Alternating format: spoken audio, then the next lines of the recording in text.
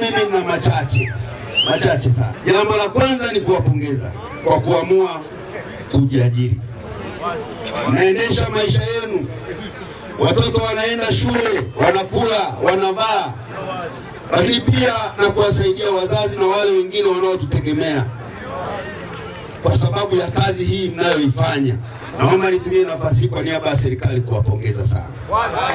Lakini pili, kuendelea kudumisha amani katika wilaya yetu, katika jiji letu la Mbeya.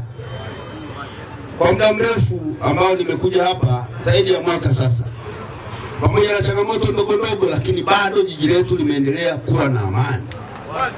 Na mimi naamini kwa kazi yenu hii mnakutana na watu wengi. Mnabeba watoto wa shule, mnabeba wazee, mnabeba vijana, mnabeba kina mama na kadhalika. Mmeendelea kudumisha na kuimarisha amani katika jiji letu la Mbeya. Kwa asilimia kubwa mmeendelea kutii sheria bila shuruti. Na sisi kama serikali tuna wajibu wa kuhakikisha kwamba biashara yenu hii mnayoifanya inastawi. Lakini kuna mambo nilitaka kuyakazia kidogo. Jambo la kwanza, tuhakikishe kila mmoja wetu anapata leseni.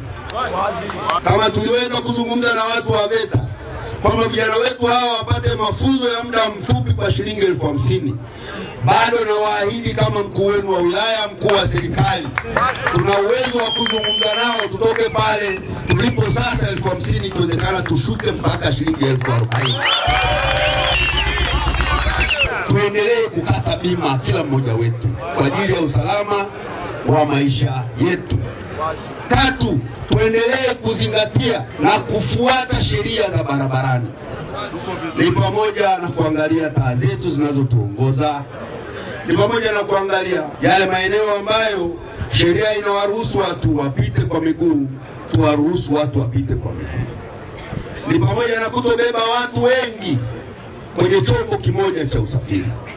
Kwa kufanya hivyo, itatusaidia kuendelea kupunguza ajali katika jiji letu la Mbeya, lakini katika wilaya yetu ya Mbeya.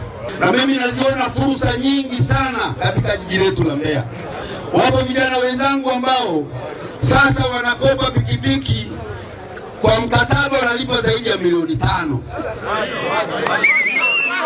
Jiji letu la Mbeya tumeendelea kutoa mikopo, na mwaka huu wa fedha tumetenga zaidi ya shilingi milioni 3. Mikopo ile ya 10%.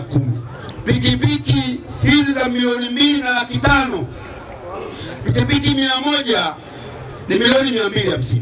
Pale tumekopesha vijana